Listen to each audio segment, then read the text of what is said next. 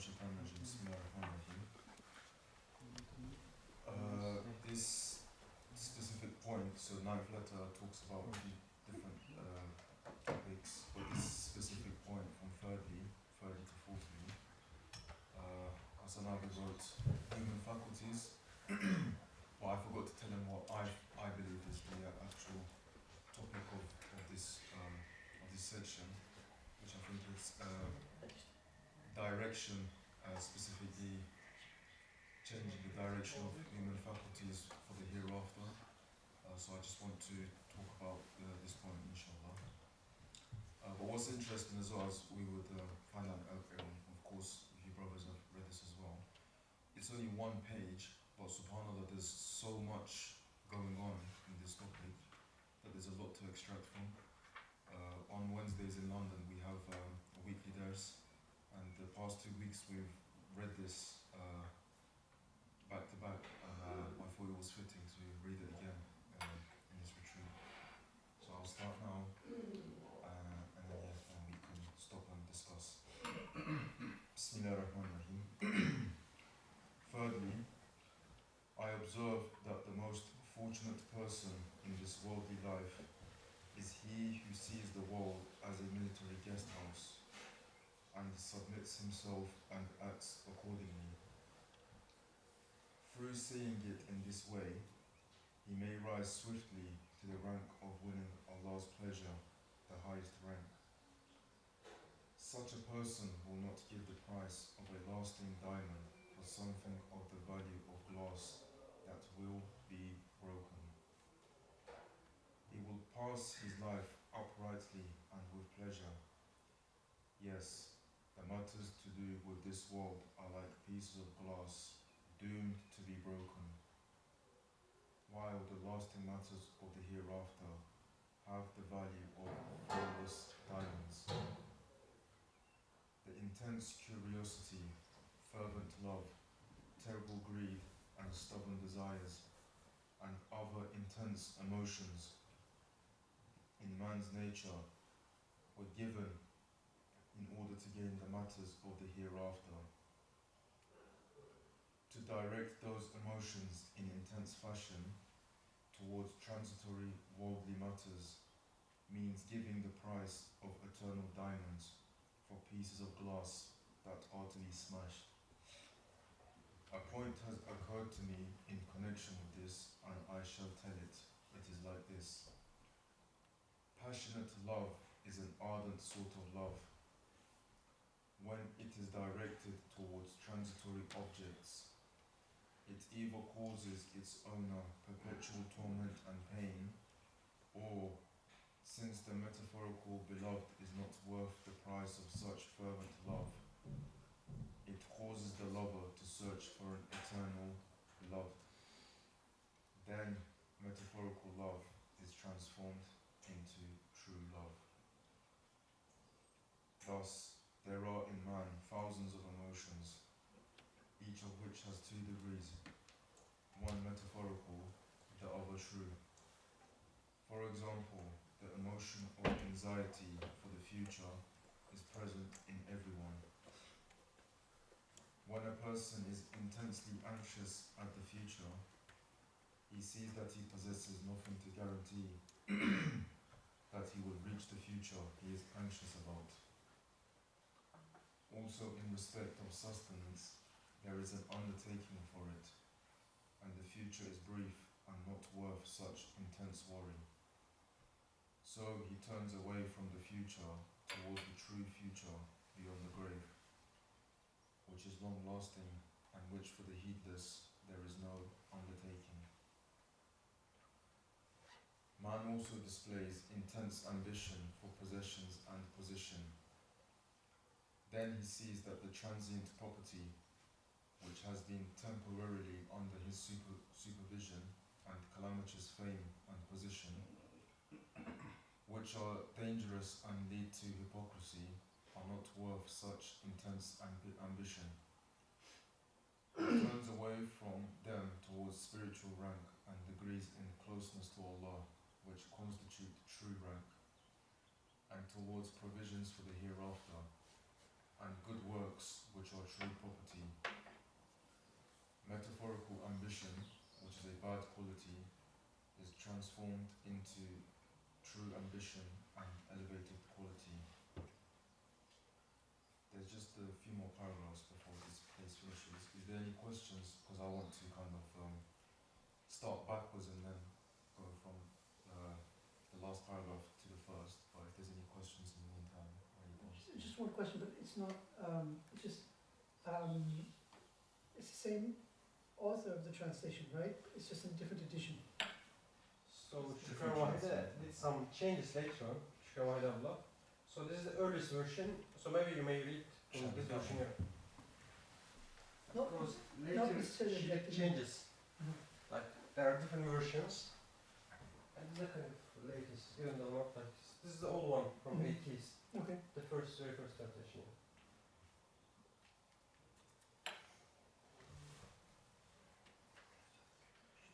any other? I'll continue. I think here each sentence is Steep. so Yeah. it should stay sentences by sentence. And for example, with willful obstinacy, man expends his emotions on trivial, fleeting, transient things.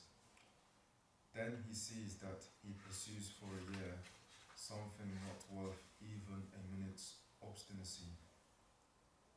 Also, just to be obstinate, he persists in something damaging and harmful. Then he sees that his powerful emotion was not given to him for such things, and that to expend it on them is contrary to wisdom and truth. So he utilizes his intense obstinacy not on those unnecessary transient matters, but on the elevated and eternal truths of belief and essentials of Islam, and service and duties pertaining to the hereafter. Worldly obstinacy, a base quality, is transformed into true obstinacy. That is, ardent steadfastness and constancy in what is right, a fine and good quality. As these three examples show, if man uses the faculties given to him on account of the soul and this world, and behaves heedlessly as though he were going to remain here forever, they will be the cause of bad morals and will be misspent and futile. But if he expends the lesser of them on the matters of this world and the more intense of them on spiritual duties and tasks pertaining to the hereafter, they become the source of laudable morals and the means to happiness in this world and the next in conformity with wisdom and reality. Obstinacy means insistence, right? Yeah, like not just stubbornness. My guess is that one reason the advice and admonitions given at the present time have been ineffective is that those offering them say, don't be ambitious, don't be greedy, don't hate, don't be obstinate, don't love the world. That is, they propose something that is apparently impossible for those they address, like changing their inborn natures.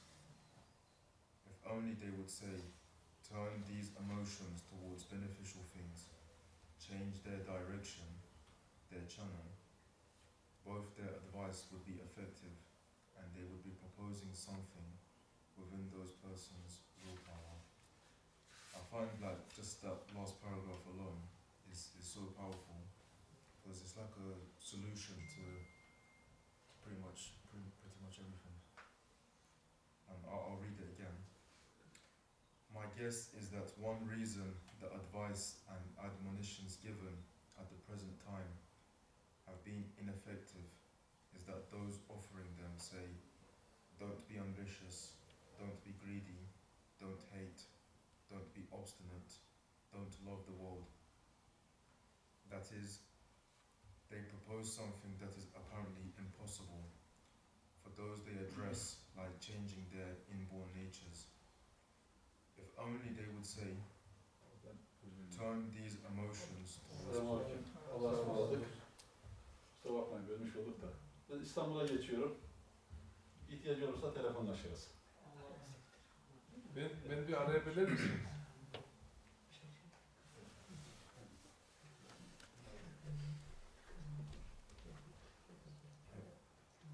turn these emotions towards beneficial things, change their direction, their channel.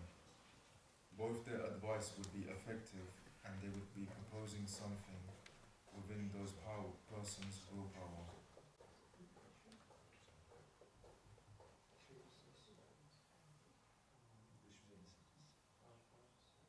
I just find just that paragraph as well. But I mean, as I said at the start, this one page, there's a lot going on, but I feel like this last paragraph kind of just sums everything up. Because, for example, we would hear, as Muslims, don't focus on the world, don't pay attention to it, just do your ibadahs and stuff like that. But that's against human nature. There's a reason why Allah has created, for example, Ustad mentions specifically some strong and apparent faculties such as obstinacy, ardent love, passionate love, few more, etc., etc. But we weren't given these to then be suppressed, because that's like, it's against our nature. What we should, as Ustad says, is change the direction. So by default, these faculties by default is so easy to use in the face of the world. For example, alhamdulillah, we've had nice food. You can't say to someone, I don't enjoy food, because so why would Allah give me a tongue then? Why would He give us all, thousands of taste buds and different varieties of foods, tens of thousands of different varieties of fruits, vegetables, animals, etc. Why would He give us these for then, Allah, to say don't enjoy them?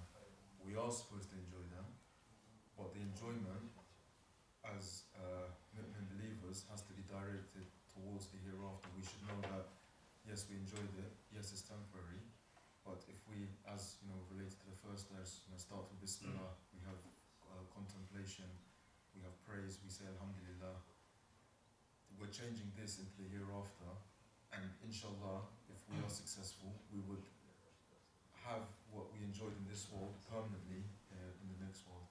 So that's one takeaway from that last paragraph I wanted to touch upon. But is there any other points anyone wants to mention? So I'm going to read from the beginning again, or? I can go back to, but if there's anything that you want to say on this last part or any part, we can go over it. Even in the worldly sense, the emotions, for example, in our practice in therapy, we rationalize the beneficial side or the function of emotions, like how they can see what's the purpose of having that emotion. For instance, anger. Like I was dealing with a person with anger issues, so we discussed that anger is an energizing force. It creates aggressiveness and power, so that you can pursue your goals. It also protects your life. Through anger, you can protect the precious things that you have, your beloved ones, your honor, your dignity, your religion. So, knowing the worldly functions of even the worldly functions of those emotions provides more control for the person who is feeling overwhelmed by certain emotions. So in the end of like 12 sessions, like all around the emotions, different emotions, how to maneuver the different emotions, what are the specific usage of those emotions, how you can use to your advantage. So in the end, we usually see the positive results. The person feels more empowered.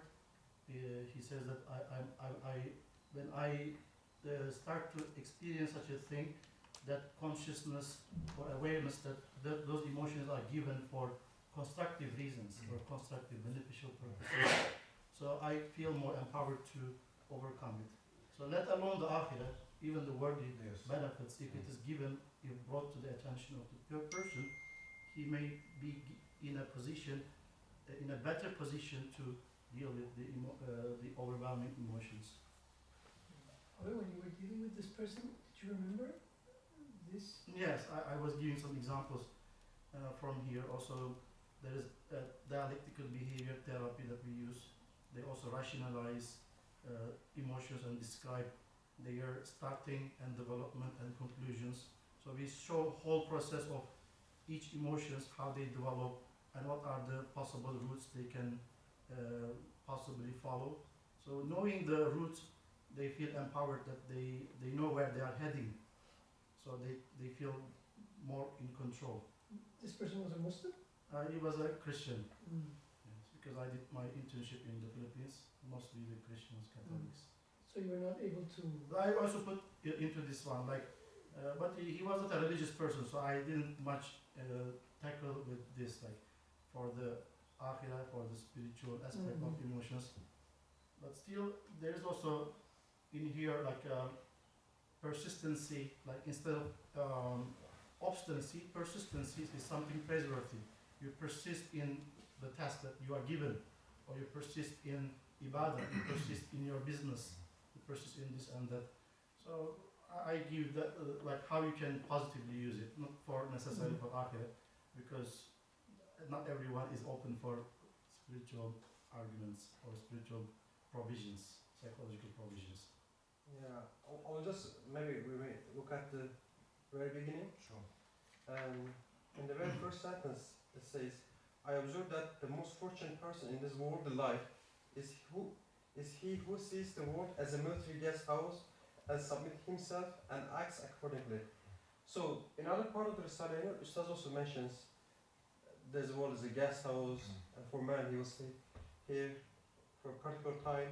But here, especially, like it was my first time that, no, I just realized it. It says a military guest house. So it is not just any guest house. Like, okay, because in the, like, if it is a guest house, you know you're a guest somewhere, and Relax. you don't say, okay, like for example, here we are guests. So we don't say this, even though in the world we are guests, but in our houses is a way we have kind of a connection with things. With our, let's say, or sofa, or television, or phone, or computers. But here, we know we will stay here for 5-6 days. We know we are guests, so we don't have that much connection with things here. And here, again, it says the one who sees the world as a guest house, but a military guest house. So, both, there are two things. So the first thing is that it's a guest house, you're just a guest here, you're not permanent here. The second one is military. So there are some rules you need to follow. Discipline. So, And duties. yeah, duties. So in a way, Ustaz says, if you look from that perspective, like the topic was the human faculty, so it is the way, or duties to look at the world this way so that we can get the real, how can I say, the value of the human being. And then he will give the example. The examples are very important. So for example, the diamonds. If you want, we can go deep in that. Sure. If you want, I'll read the first paragraph again. I observe that the most fortunate person in this worldly life is he who sees the world as a military guest house and submits himself and acts accordingly. Seeing it in this way, he may rise swiftly to the rank of winning Allah's pleasure, the highest rank. Such a person will not give the price of a lasting diamond for something as valueless as glass, doomed to be broken. He will pass his life uprightly and with pleasure. Yes, matters to do with this world are like pieces of glass that will be broken, while the lasting matters of the hereafter are as precious as flawless diamonds. The intense curiosity, fervent love, terrible greed, stubborn desires, and other intense, innate human emotions were given to gain the matters of the hereafter. To direct them fervently towards the transitory things of this world is to give the price of eternal diamonds for doomed fragments of glass. A point has occurred to me in connection with this, so I should recount it. It is like this.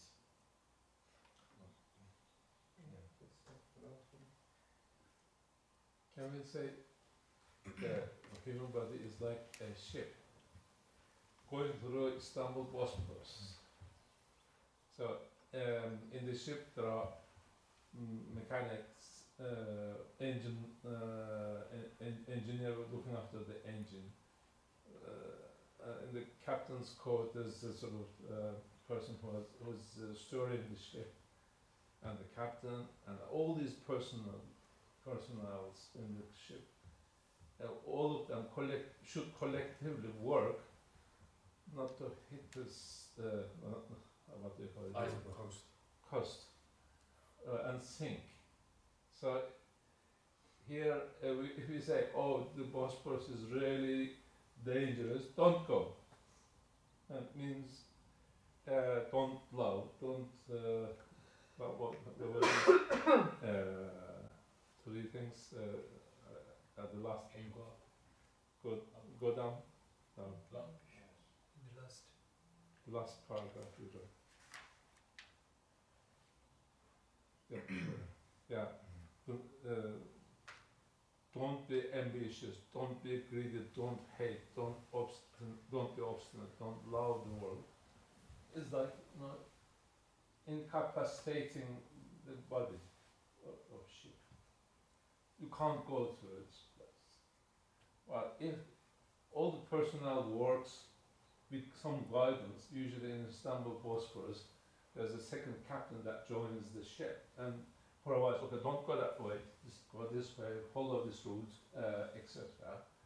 Then, and all the personnel on the ship works accordingly. Then the ship sails through. So, like this, man's purpose is to sail through this world very quick and reach hereafter with the reward of Jannah, inshallah. Then the focus, we need to get every sense we have, every capability, every potential we have, use the best possible way. And all these faculties need to be cultivated and improved and worked up in the best pattern of fitra. In this way, I think, rather than limiting our senses and feelings and faculties, we rather encourage to get them working, because that work is like, as described in Anna, Anna needs to function properly so that Allah is known by His names. So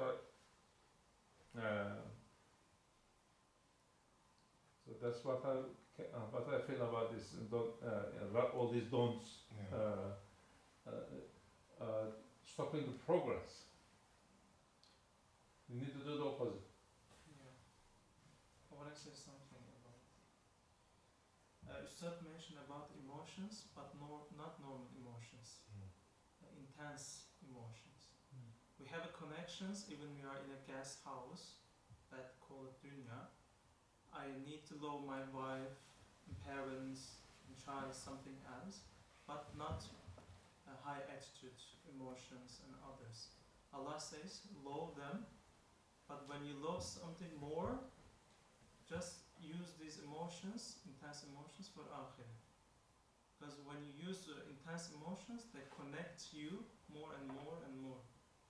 And this is, I think, how can I say, Ustaz says, because we stay in dunya for 60 years, 70 years, we should love something, otherwise the life can't go more and more. I think the nature of that law is what matters. It is I don't know how to express this. Yeah, when you love, of course you need. I mean, you can't just say I need to love something. Of course you need to love, but if you just love something for the sake of its own, then you're basically you are hurt when they depart or you depart, right? So when they decay or get older, get uglier, then basically it hurts. But the proper way of loving is through Allah, right? So you need to acknowledge, you need to understand that first, and then love. Otherwise, so there are I think two ways of doing this. Like one of them is like you love things, you love creation, and then through that love you find the creator, right? This is hard way, Ustad mentions, right? So you first do like a majazi love, then go to true love. This is difficult, like Mejnun, right?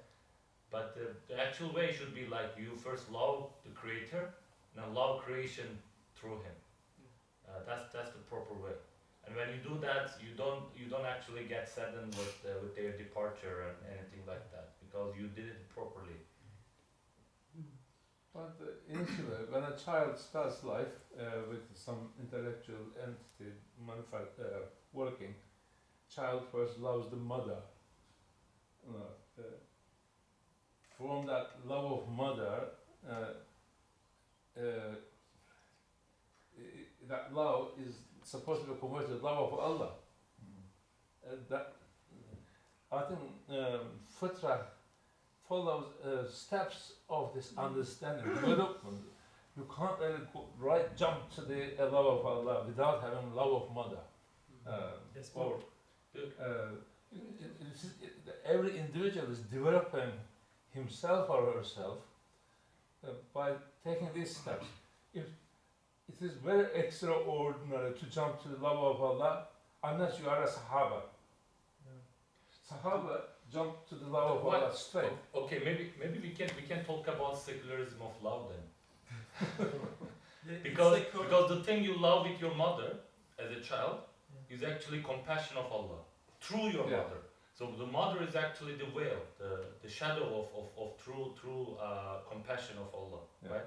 So when you grow older and then have proper faith and understanding and iman, you realize that the things that you love, compassion and merciful of Allah. Exactly. More compassion and mercy belongs to Allah, given to my mother. Yes.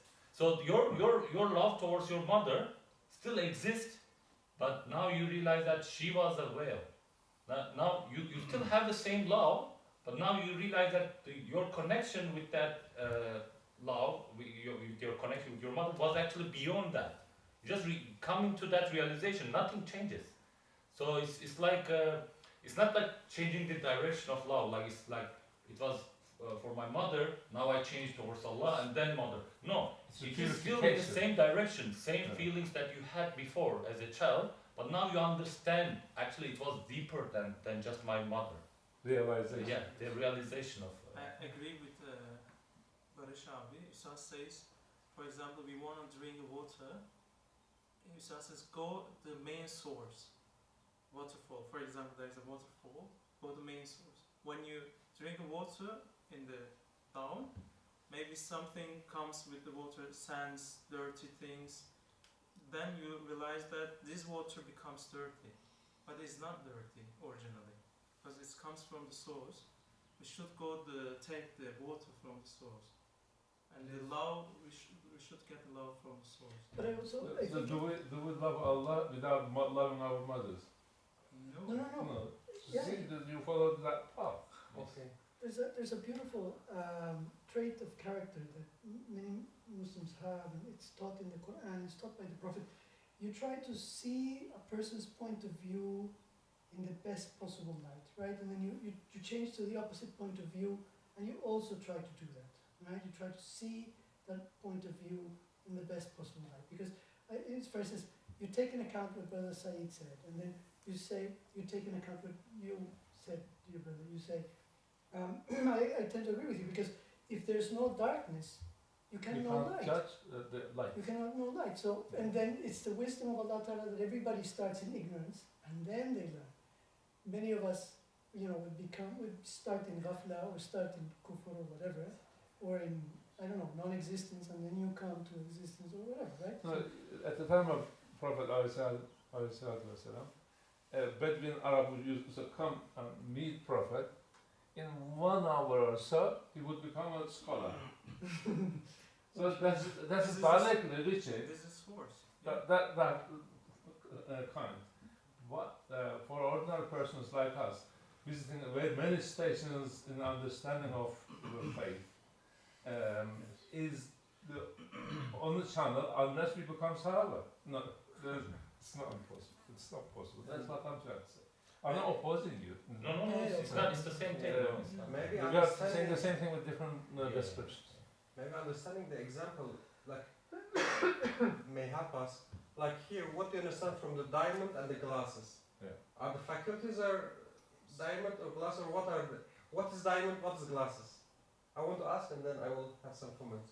I think it's the direction, the diamond's glass or diamond. The diamond is being pressured.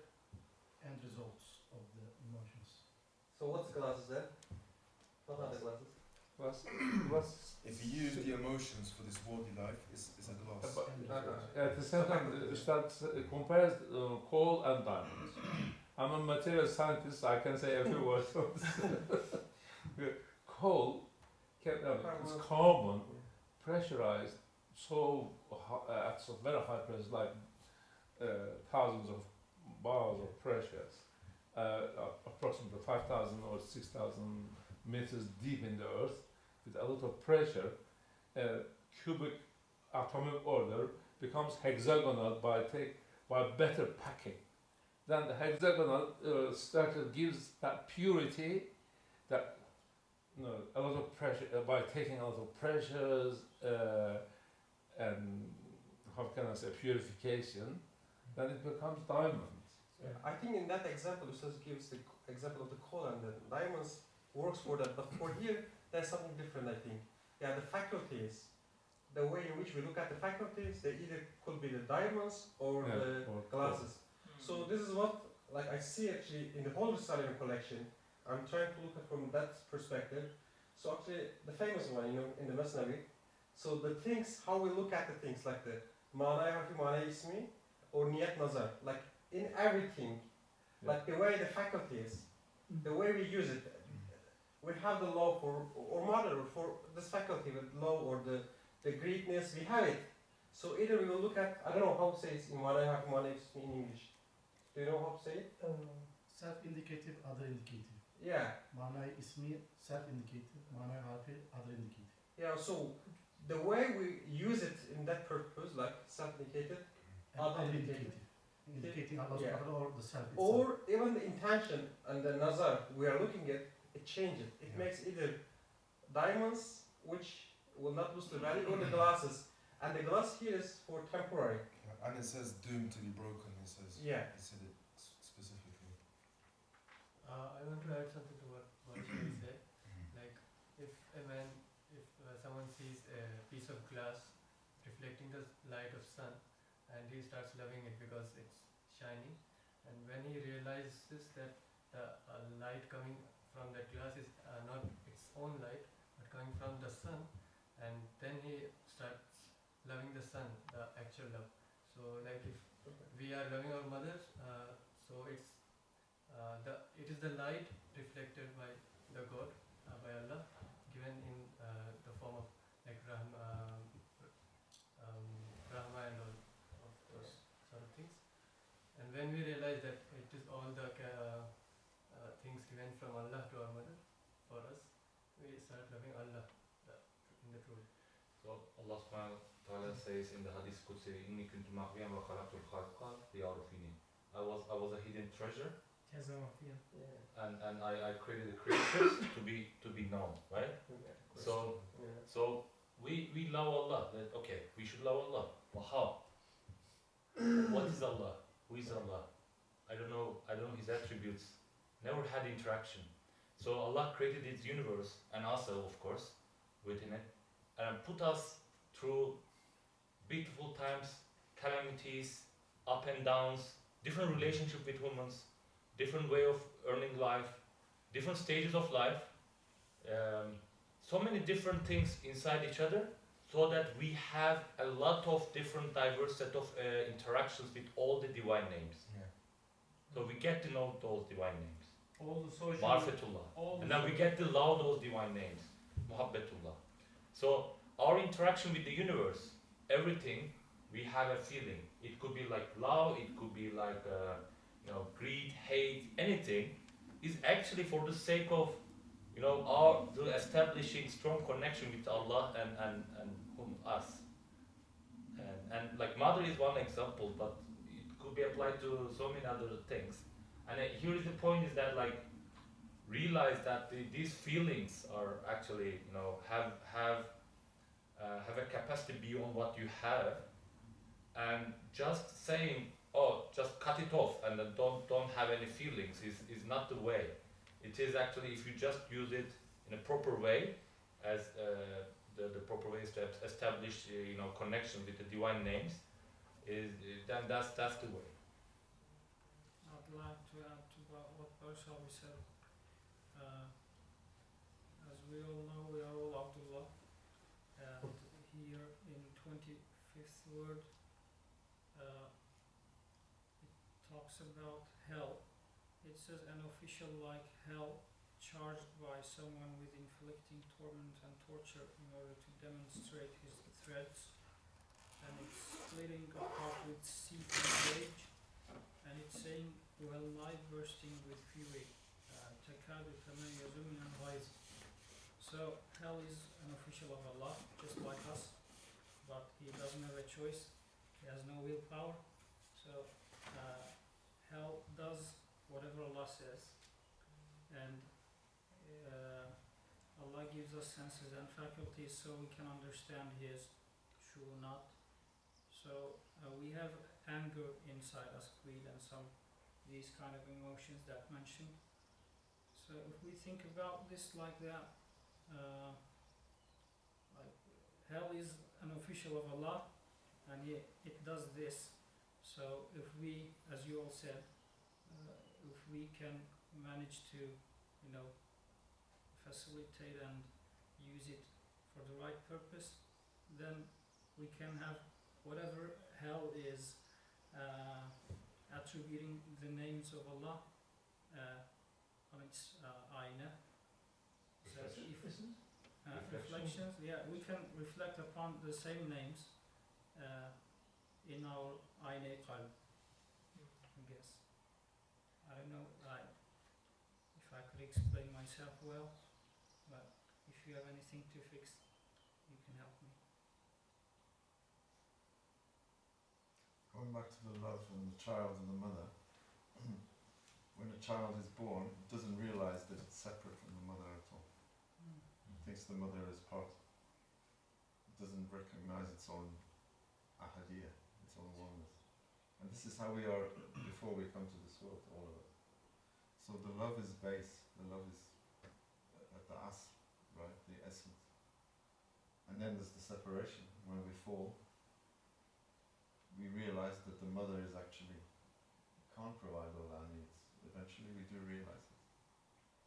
And always with the father as well, the father is the Rabb, and the human father also falls in our state. We realise he gets old, he can't provide for you, or he leaves. So at base, all of the names are there, and then we forget them. And then we have to reorient ourselves towards the true source, going to the fountain, rather than getting it from downstream.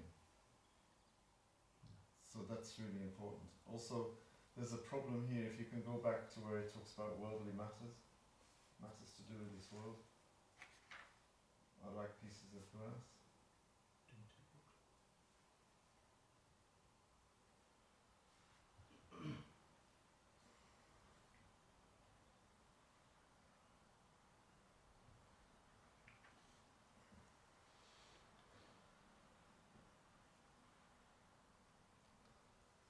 Yeah, it's very misleading, this phrase. The translation is not good. Matters to do with this world. In the Turkish, it's matters which are directed at this world. Oh,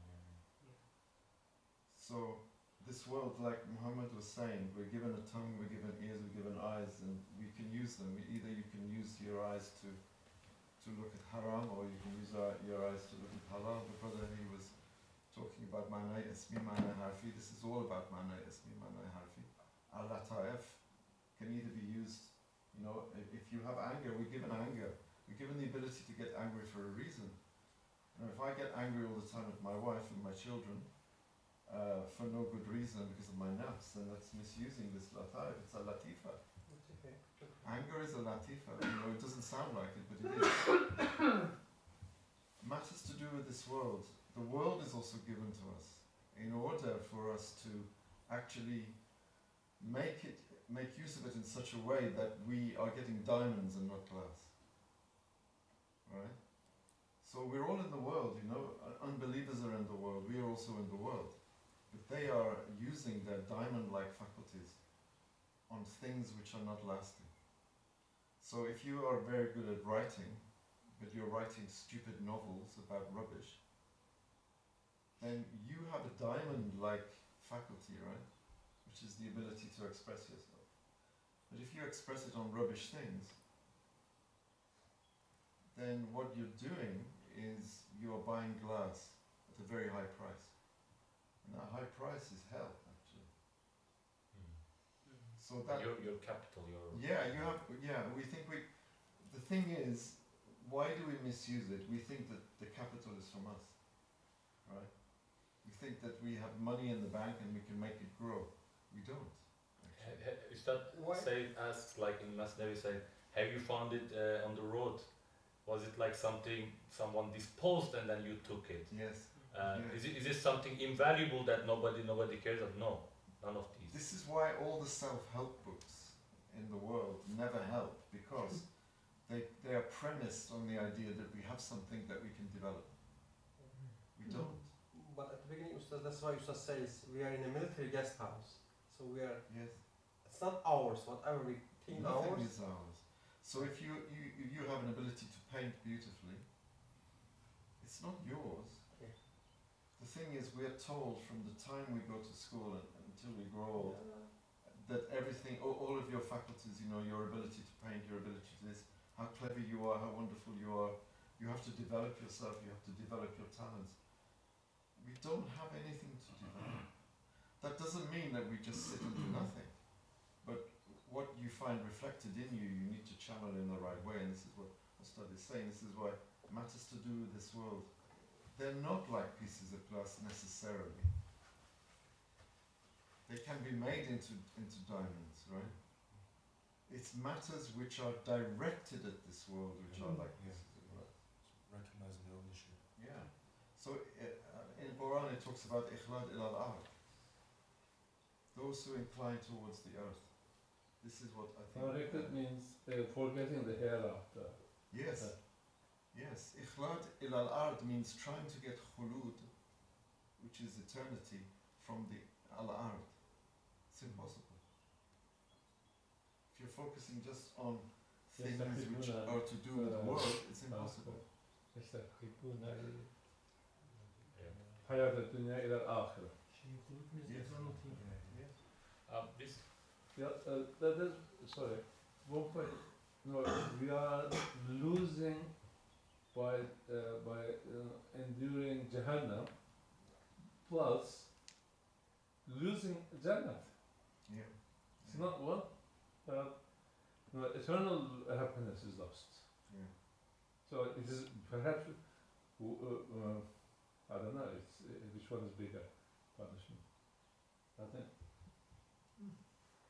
equally bad. The world, al-hayat dunya doesn't mean worldly life. I don't understand this translation. Al-hayat dunya is the lowest kind of life. It's the kind of life that occurs to you when you think that this is the only life. Dünya means You want the world. The lowest, yes. And also the It closest. is feminine of deni. Yes. also the closest as well. The It's world, closest the to world us. like where Allah is forgotten, or something The like lowest kind of life is where Allah is forgotten. So Yeah. al-hayatul dunya, al-hayatul akhir is the other life, not necessarily the end life. The other life is the life that is lived, as Ustad says, for the hereafter. So the translation is a bit misleading, I think. Is there anything related to the world? I mean, like, I don't see distinction between the world and the akhirah because it's like matters to do with the world with the akhirah is the same because they're using the same thing to gain the everlasting life.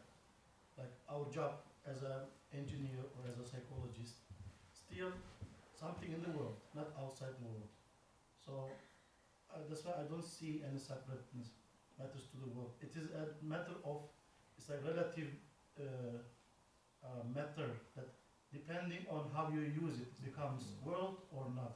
Otherwise it's the same thing. You're a psychologist, Freud was a psychologist, Yes. right?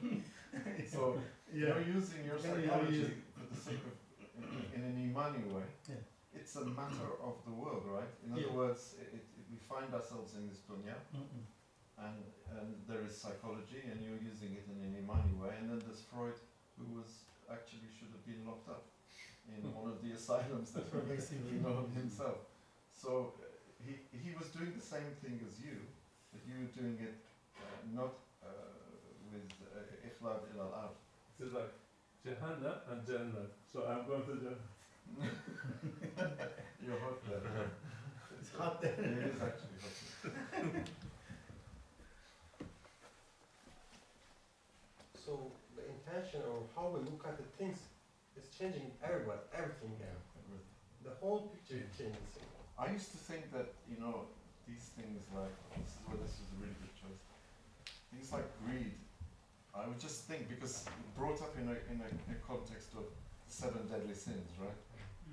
Sloth and greed and all of these things. The greed is really bad, and I'm thinking, well, yeah, I shouldn't eat too much. I shouldn't do this too much. But you can have a positive greed, Yes. which is a good greed. Greed for knowledge can be very positive. It doesn't have to be negative. And it says in the sign something like that. Yes, it's saying it Yeah, really. it says here.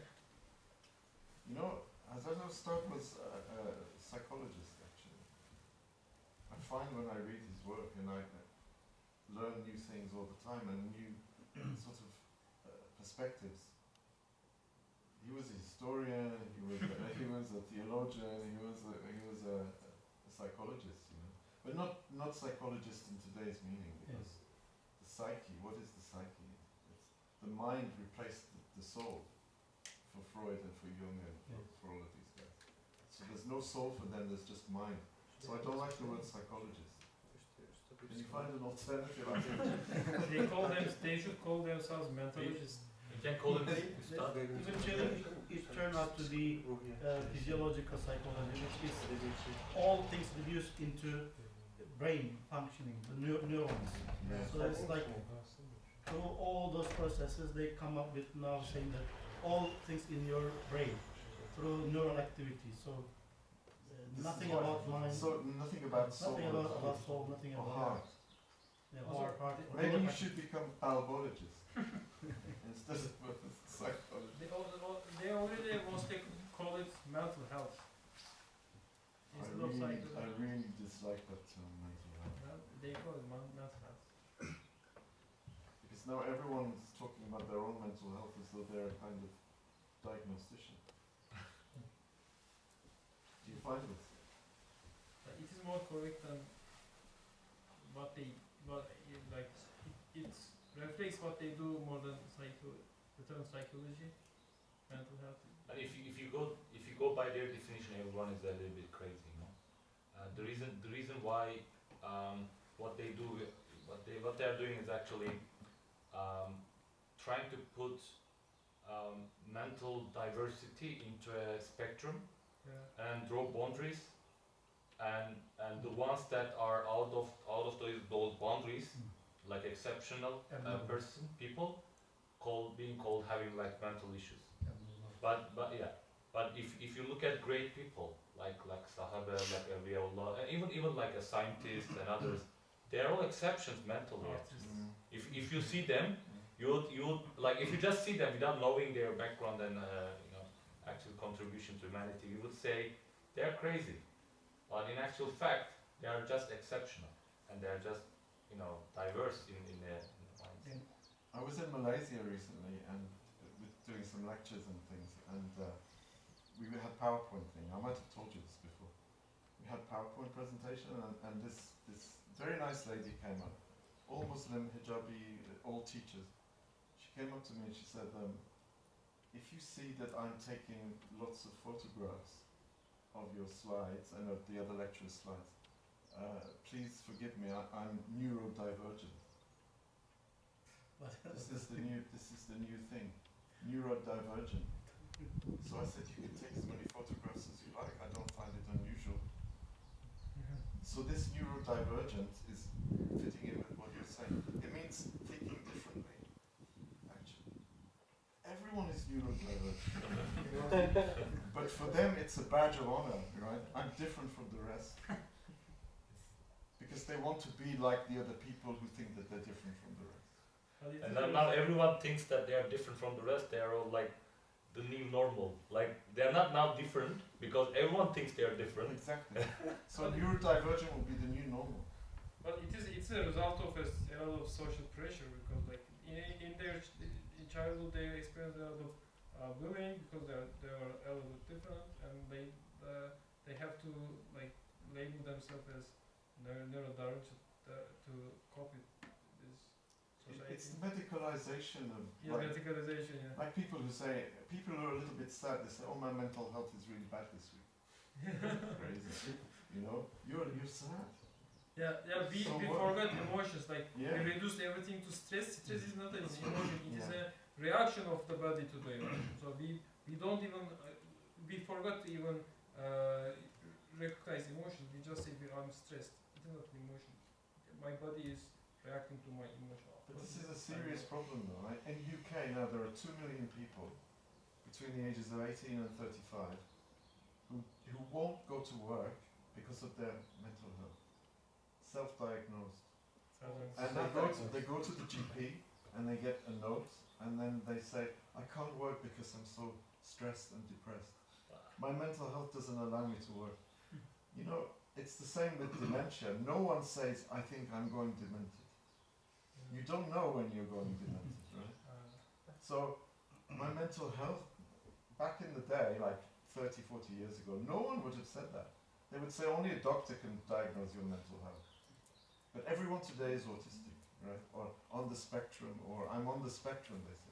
What does that mean? But maybe like we are not ill, but the system is ill. So this is what happens. Yes. Like Yes. I don't know. And social media makes it much worse. Pathologizing even the normals. Absolutely. I think also people want to live a world life as gender, and be happy as much as you can because this is the only place we can be. And then there's the annihilation afterwards because the belief in resurrection and hereafter is lost in the community worldwide. Therefore, all the attention is drawn to this world. We need to be happy here as much as possible, otherwise it is annihilation. And unhappiness will engulf the life and we will suffer from it. And as a protective motion, people tend to work as little as possible and try to gain as much as benefit as possible from that little work. As a result, any excuse that disturbs them is a big excuse not to work. It's the end of the world.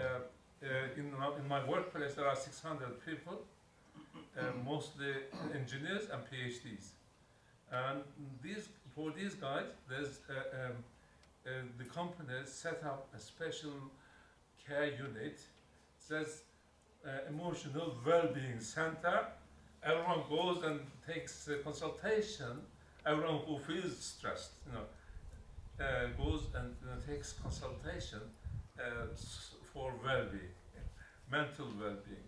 Otherwise, what they say, I can't work in this environment. I'm too much stressed. So I think this is, as you said, this appeared 5 years ago in my company, perhaps in other places a bit earlier, that people's unhappiness affect their work life as well so badly that, or they make it so badly, that this precautionary measure is taken by the employers. This has infected the universities to such an extent that in universities now in the UK, I don't know about in Turkey, maybe it's come here as well, there are safe spaces where students can go where they don't have to hear opinions that hurt their feelings. And then if someone comes, for example, to give a lecture about something controversial, they can cancel them. They get together and then they vote and they say, we don't want this person here because they'll be saying things which will hurt our feelings. They may not say it in those words, but people have been sacked from their jobs because students have objected to hearing their opinions.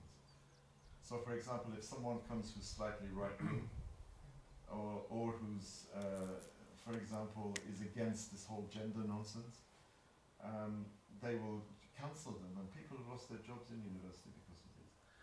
In 2001, I was lecturing at Imperial College, the teaching of atomic relations, atoms, bonding, etc., all these formulations.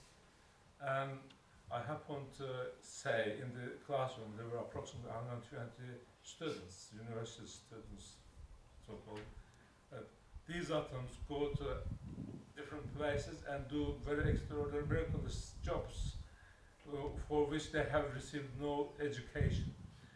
And they go and do very perfect jobs, admirable jobs, within the vast land of universe, they act like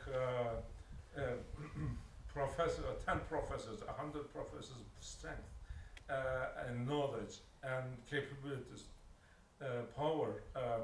They manage everything very well. Where did they get all this knowledge and power and education? Was there a realm for them to, sort of training ground for them? When they got lost in the universe, how do they find their way to the earth, for example? I asked all these questions. And I said, look, in the next lecture, next week, I would like to hear your thinking about this. Right at the end of the class, and I've finished, and 25 of them run to the dean and complain about me, and I talk about Islam and Iman in Muslims' cult. And they banned me from lecturing at the University of London Imperial College. They banned me from lecturing in a kind way. Did you appeal? Did you appeal? Dean himself came to my room and said, look, Ahmed, you are very successful in doing research. We would like you to concentrate on your R&D. You know, you are perfect on this. You don't forget religion. Do that in your spare time. So don't teach. I take away the burden of teaching from you because you are doing so well on research. This is 2001. 2001. It's crazy. And I was discharged of my teaching duties. Okay, I was sort of happy because. So it was planned. And later on, when I were just about, I took the Viva for senior lectureship, and 7 professors, including the dean himself, was in the jury. They unanimously decided that I was the best person among 15 other candidates. And 1 week later, the dean called me into his office and said he's not taking me on board. It's vetoed the decision. He vetoed it? Yeah, vetoed it. I mean, this is now becoming so ridiculous that I don't know why anyone goes to a British university, to be honest. Because it's absolutely everywhere. Just not too long after that, I wrote a very short book on Islamic history, and I described the Mongol invasion as a Holocaust. Or a genocide, but I used the word Holocaust. And then when the book book came out, I had a phone call from the pro vice chancellor, and they said the Jewish Society has been in touch with us, and they're very upset because Holocaust is their word basically. I said Holocaust was a word that was not invented by Jews. And are you telling me that I should even use this? And he said in future everything that you write will have to go through the university editing process. And that was like 2005. And that was, these things happened very, very, how can I say, rarely, but now it's just the whole time. The whole time. Particularly now. In America, much, much worse. Much, much worse. For example, certain students, plagiarism is a big issue. But there are certain students, certain ethnic groups, who say that plagiarism is discrimination against us. What is The rules that? against plagiarism. So we should be exempt from the rules about plagiarism. Oh, weird. It's more than weird, And unfortunately, That's innocent compared to people who identifies as much younger, or identifies as a sexual orientation as like a pedophilia. Like they are saying that that's my orientation. that's becoming And they are trying to put the P, letter P. that's to on the LGBT. flag as well. The colours of it are on the new pride flags. Yeah, so it's getting really crazy. Hopefully that craziness there will be a reaction. I see some reaction in non-Muslim communities as well. Like there are people who are actually rejecting this ideology. There's also, in the UK at the moment there's a reaction because there was a big report on gender affirmation surgery in clinics and a big report against it. And so the National Health Service, now they're all going back now on their words. National Health Service started to take the word woman out of all of their publicity material. So for example, when they talk about cervical cancer, only women can get cervical cancer, but in their notices and in their pamphlets, they said people with cervixes. It was addressed to people with cervixes, no women. And they famously asked the Labour Party leader, who is going to be the next Prime Minister, right? Because there were men identifying as women and women identifying as men. The question was, to Keir Starmer, you know him, right? He's the leader of the Labour Party, and Rishi Sunak is going to lose the next election, definitely, and this guy Keir Starmer will be the new leader of the government. And they asked him on television, does any woman have a penis? And he said, not all women. This is on TV, you can watch it on YouTube. He said 99% of women don't have penises, but there are some, in other words, trans women. And this is the leader of a political party, and he's going to be the next Prime Minister. So you know that we're having big problems in the West. And when we have the flu, you start sneezing shortly afterwards, because it catches up. If it's in Malaysia, it's going to be everywhere. So what do we do?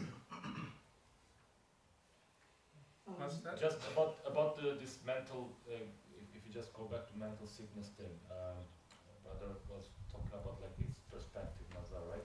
So actually for that, like message for the sick is an amazing part to discuss maybe in the future. Basically, the way we are seeing sickness, our perspective is what makes it different, right? So the person who doesn't actually say, Bismillah, as we said, like sees everything as enemies, including our own internal problems. Like sometimes you see some stress, and message for the sick says that, oh, that's stress, or whatever other sickness or some pressure or mental issues that you feel that you have. is actually something you should appreciate, right? Something that is actually given by Allah for you to reconsider your life, for you to actually understand the value of, you know, healthy times, for you to understand, you know, the world is temporary. Think like there are many wisdoms behind it, right? So it's good.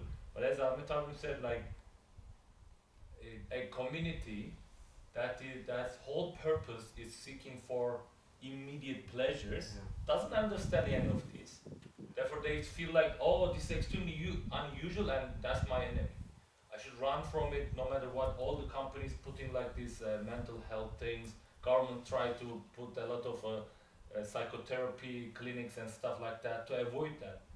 In actual fact, that's normal, and that's intentional by Allah, right? That's something that you have to deal. That's your imtihan. Otherwise, how do you grow spiritually? Then the outcome of this is that right now we see babies with beard.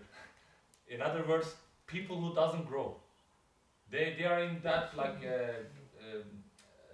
bubble, their own bubble of happiness. Never felt any starvation. Never had like a proper stress. Doesn't want to talk about that. Doesn't want to talk about anything bad. And like most of the time they are in good shape economically, and never had something bad happening, so that they don't grow. If you look at their behaviors, they are like kids. Like you see, like 60 years old men or woman, they don't handle anything like required like a strong character, right? So that is you see that, and then you see the opposite. Like for example in Gaza, kids are like grown-ups.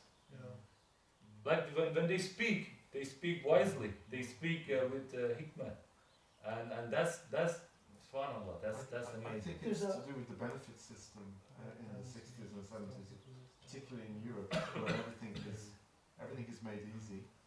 If you don't work, you get benefits from the state, and there is a sense of entitlement that has grown over the last 30 years. People think that they're entitled to things because they've never had to work for it.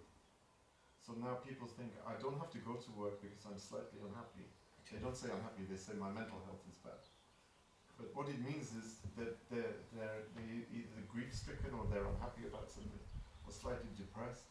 But I think that if you leave people be and they don't have any sense or they don't have any wisdom coming from revelation, prophethood, they would probably set up systems like that and their culture will probably develop like this. I was quite amazed when I heard many years ago that this hadith, right? This person is married to this other person, right? And one day she says to him, I want a divorce, right? And he's, you know, he's somewhat well off, and he's, you know, they're in good health, they have, you know, good provision, so to speak, right? And she says to him, I want a divorce. And he says, I don't understand why, but if this is what you want, we'll go to Medina and we'll ask our Prophet ﷺ for the divorce. When they're on their way, he falls from the camel and he breaks a bone, right? She attends to him, and then when that episode is finished, she says to him, let's go back home. And so he says, okay, we're going to go to Medina, this is what you want, let's go back home. They go back home, and then he asks her, why did you desist from, you know, with you wanted to file for divorce? And she said to him, because our Prophet ﷺ, I heard him say that when Allah Ta'ala loves someone, they will test them. And so I feared that we were not being tested at all, you know? So I heard that many years ago.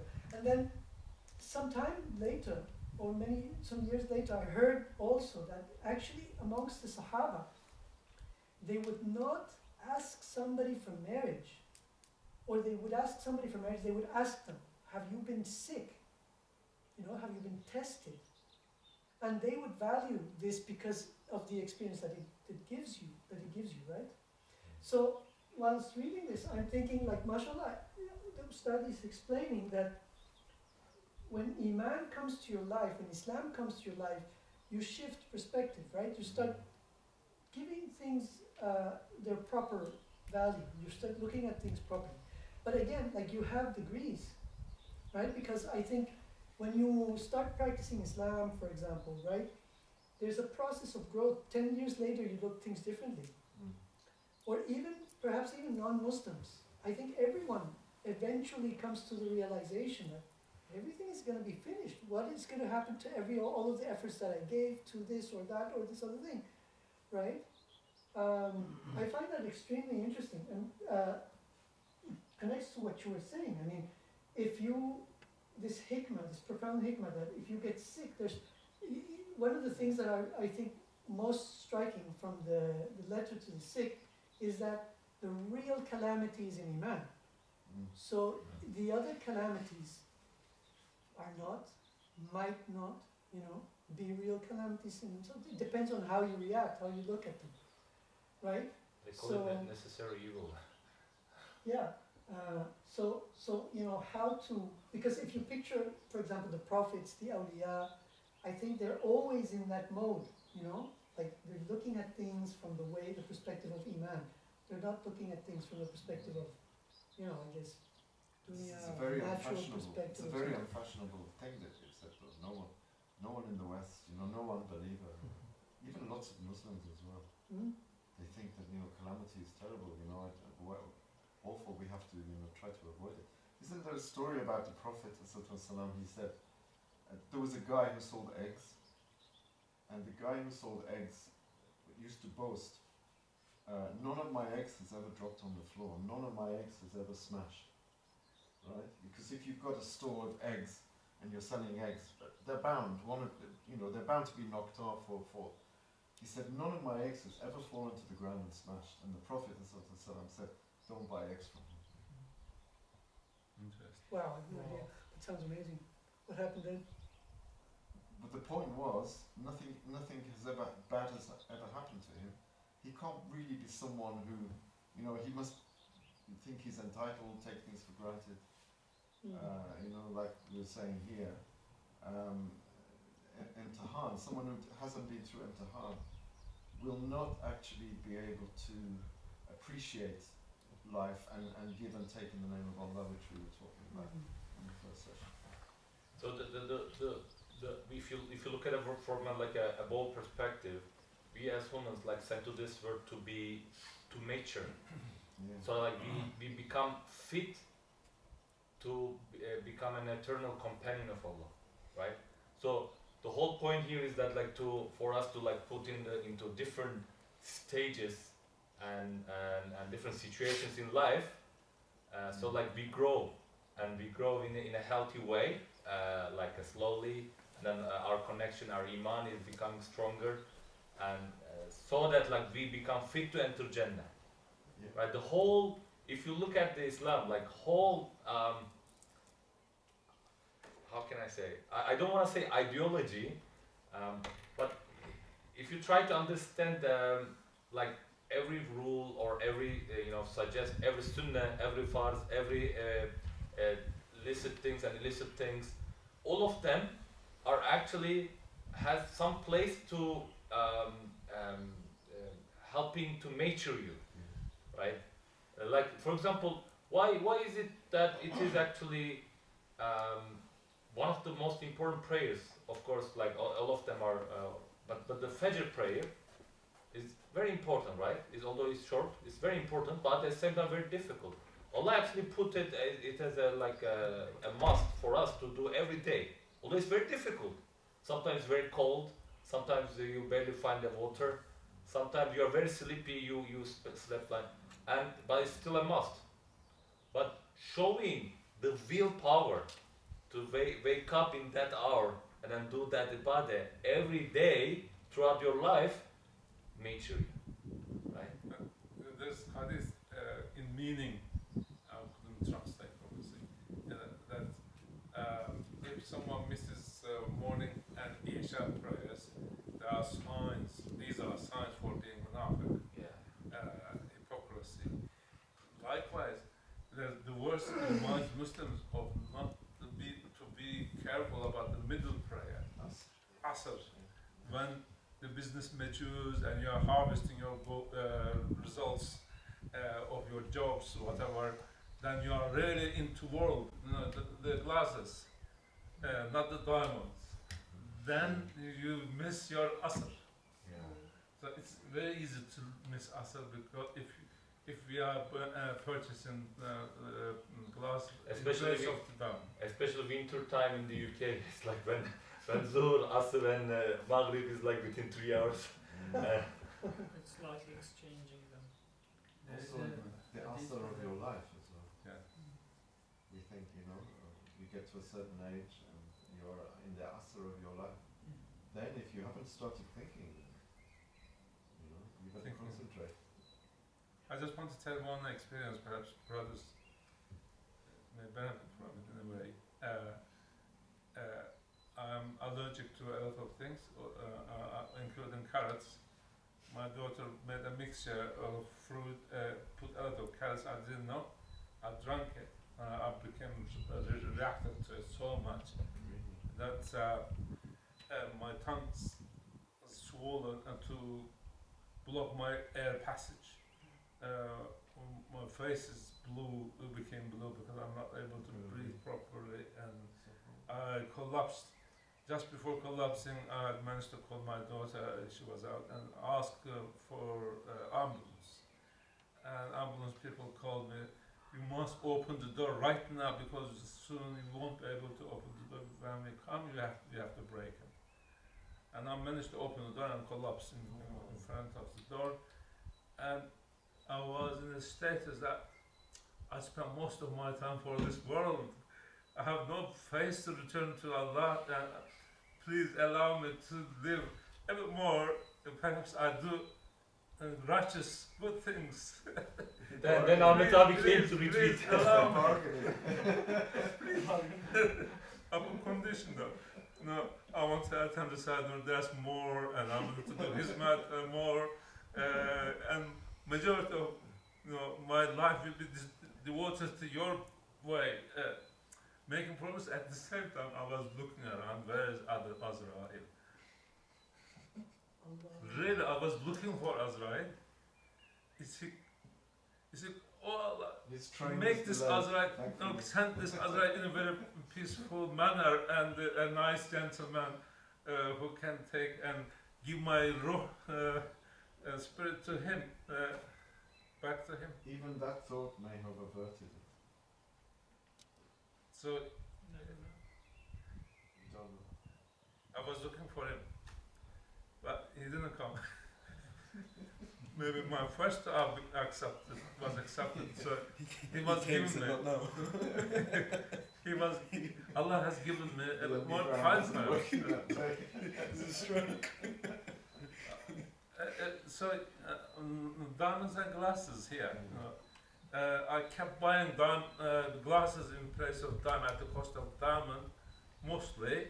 Now I want to buy diamonds. I just made a decision at that point, and I need to keep my promise. That's the difficulty. Please help with your dua. That's when you decided to come to retreat. That's part of it. Inshallah, all the retreats from now on. Yes, inshallah.